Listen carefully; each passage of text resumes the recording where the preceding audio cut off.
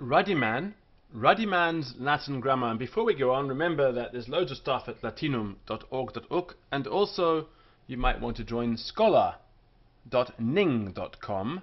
Scholar is a site that started in 2008. It's got about 2,200 members now.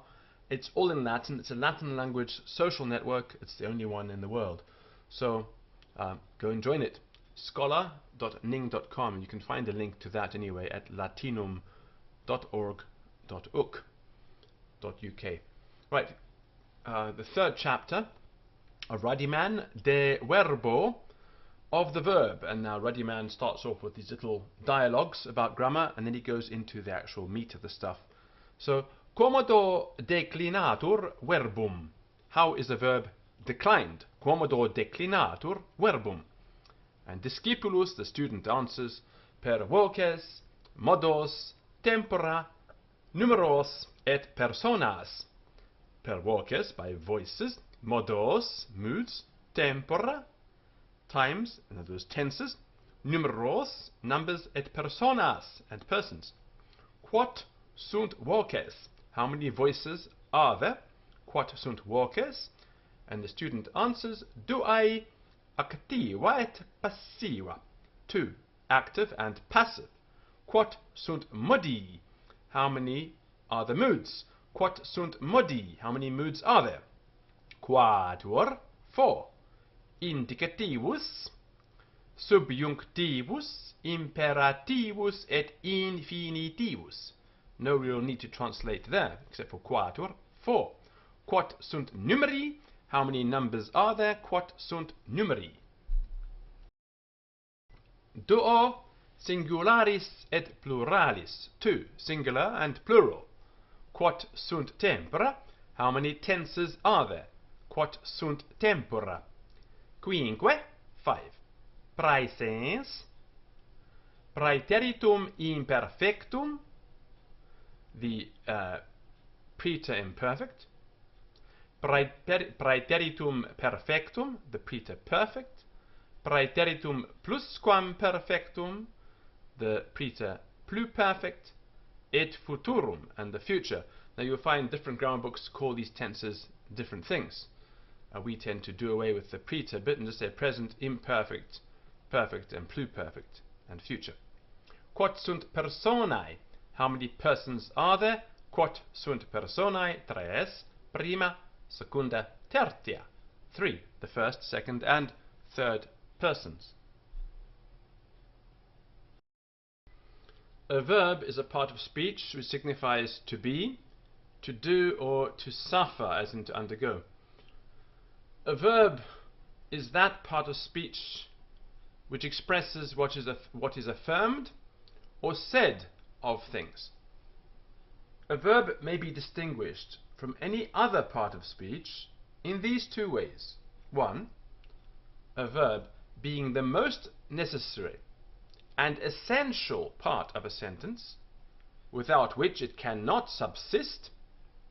Whatever word with a substantive noun makes full sense, or a sentence, is a verb. And that which does not make full sense with it is not a verb.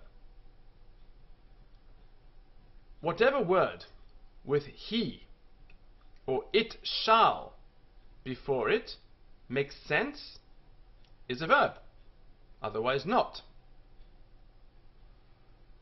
In most verbs, there are two forms or voices, the active ending in the letter O in Latin and the passive ending in or, O-R. The former expresses what is done by the nominative or the person before it. The latter, what is suffered by or done to the nominative or person before it. As in amo, I love, amo, and amor, I am loved, amor. Notice the importance in Latin of pronouncing the final R. However you go about doing it, it should be pronounced amor.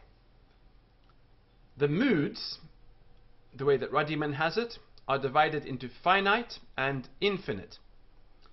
The first three, viz. The indicative, subjunctive and imperative are called finite because they have certain fixed terminations answering to certain persons, both singular and plural.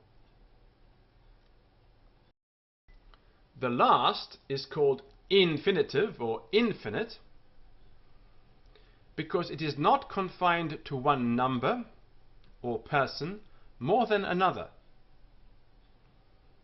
The indicative mood affirms or denies positively, as in amo, I love, non amo, I do not love, or else asks a question, as in an amas, dost thou love? In other words, do you love? An non amas, do you not love?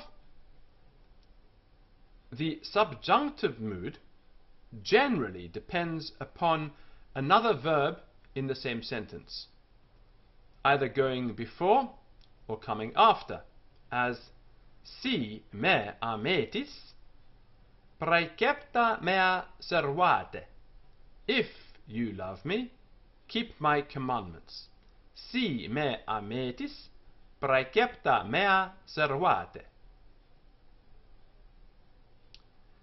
This mood is commonly branched out into three moods, viz. The optative, the subjunctive, more strictly taken, and the potential.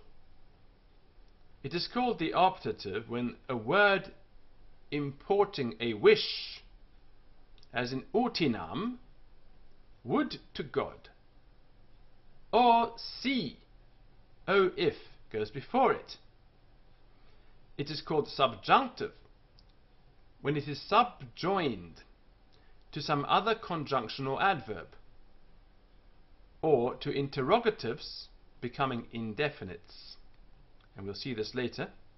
It's called potential when, with the simple affirmation of the verb, it's also signified some modification or affection of it, such as power or possibility, liberty, duty, will. The signs of this in our language, English, are may or can, might, could, would, should, and had, as in would have or should have. And these in Latin will give us the subjunctive. We'll use the subjunctive for these types of expressions. For example, they had repented for would have. But because the terminations of these moods are the same, in other words, there's no difference in actual form of the words, we have comprehended them all under one, viz. The subjunctive. So when we talk about subjunctive in Latin, we're actually talking about three completely different things, to which, with small difficulty, they may be reduced, as we can understand them easily enough under that general umbrella heading. Otherwise, if we will constitute as many moods as there are various modifications wherewith a verb or affirmation can be affected, we multiply them to a far greater number. And so we shall have a promissive, a hortative, a precative, a concessive, a mandative, an interrogative mood, and maybe even a volative and a debitive mood, which is commonly included in the potential. As for the optative, it is plain that the wish is not in the verb itself, which signifies only the matter of it, or what is wished, but in the verb optor, which is understood, with ut, uti, or utinam, which really signifies no more than that. And it is very probable that in like manner, in similar way, some verb or other word may also be understood to what is called the potential mood, such as itast, res itast, fieri potest ut, as in Vosius and Sanctius and Perisdonius and others do contend, though Mr. Johnson is of another opinion. What that may be, I have no idea. The imperative mood commands, exhorts, or entreats, as in ama, love thou. In other words, you must love, as in thou shalt love the Lord thy God, ama. The infinitive mood expresses the signification of the verb in general and is Englished, nice word that, by to. This doesn't really give us the Latin translation though, but we are Englishing it. It's a nice way of putting it. Amare, to love, or to be in the act of loving. Really, that's what's going on. Amare, to love. The tenses are either simple or they are compound. Simple tenses are the present, the preterperfect, and the future. So the present tense speaks of time now, the preterperfect speaks of time now past, and the future speaks of time now to come. The compound tenses are the preterimperfect and the preterpluperfect. The preterimperfect refers to some past time and imports that the thing was present and unfinished then, as in amabam, I did love, viz. Then. The preterpluperfect refers to some past time and imports that the thing was past at or before that time, as in scripsaram epistolam, I had written a letter, i.e. before that time. There's also a compound future tense called the future perfect or exact, which refers to some time yet to come and imports that a thing as yet future shall be past and finished at or before that time, as in cum koinavero tu leges, when I shall have supped, i.e. after supper, you shall read. This future is only in the subjunctive mood, and the sign of it is shall have, as the other future, called the future imperfect, is only in the indicative, which, when joined with another future, imports that two things yet future shall be contemporary or exist at any one time, as in cum koinabo tu leges, when I shall sup, i.e. in time of supper, you shall read. Cum koinabo tu leges. But cum koinavero tu leges, the eating has already finished. But cum koinabo tu leges, the eating has not taken place yet, and neither has the reading.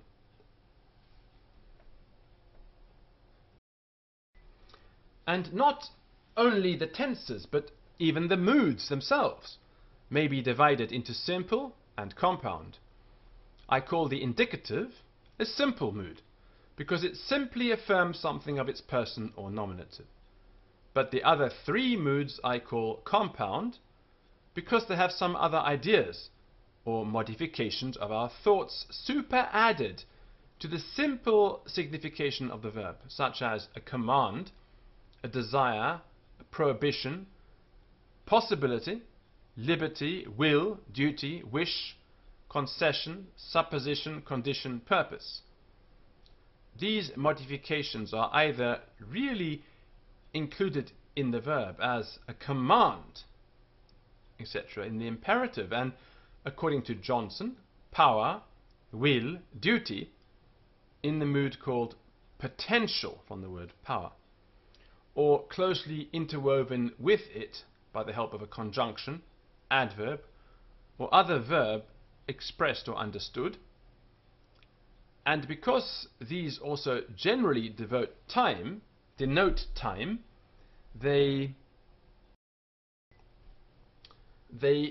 very frequently make all the tenses of these moods to become compound tenses.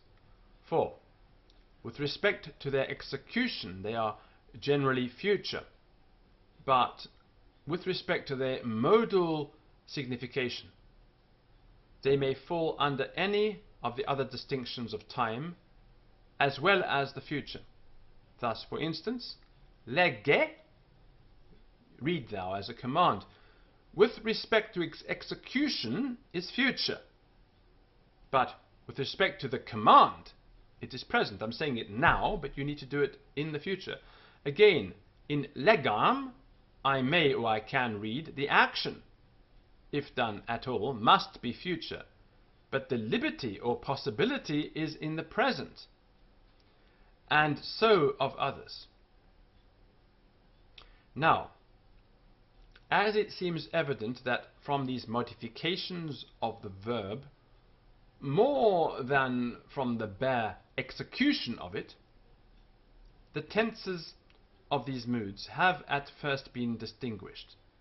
So I am of the opinion that had grammarians taken their measures accordingly, they had not rendered this matter so intricate as they have done. For some of them, as sanctius, etc., determining the times of these moods by the execution only, have made the whole imperative and subjunctive of the future time, and the infinitive and participles of all times, or rather of no time. Others, viz. Vosius, Lineker, Alvarus, and Verapaius, although they will not go so far as Sanctius, yet upon the same grounds, make utinam legam the future of the optative, utinam legerem the present of it, and by the same rule they make a future of the potential in rim, as in citius crediderim, I should or shall sooner believe, and another of the subjunctive in issem, as in juravit se illum statim interfecturum nisi jus jurandum sibi dedissit. He swore he would presently kill him if he would not swear to him. That's Cicero. But with all imaginable deference to these great men, I humbly think that these tenses may be more easily accounted for if we consider them as compound, i.e. respecting one time as to their execution, and another as to their various modifications superadded to or involved in their signification. To instance in the last two examples, because they seem to have the greatest difficulty, citius crediderim seems to import these two things. First, that I have and continue to have a reason why I should not believe it, which reason is of the imperfect or past time. And secondly, that I shall sooner have believed it than another thing, with respect to which it shall be past. For there are a great many examples where the preterite in rim has the same signification as the future perfect in ro, as in si te inde exemerim, for exemero. And there are a few notes here for Terence and Vosius, and look at Aulus Gellius. As to the other example, the composition of two times is yet more evident, for though jus jurandum dedissit might be posterior, and consequently future with respect to juravit, yet it is prior, not only to the time of the relation, but to interfecturum, to prevent which it behoved it necessarily to be past, and so of others. The same rule, in my opinion, will likewise hold in the infinitive and participles, which of themselves have always one fixed time, and when they seem to be of another time, that it is not in them, but in the verb that goes before them or comes after them. Thus, for example, scribere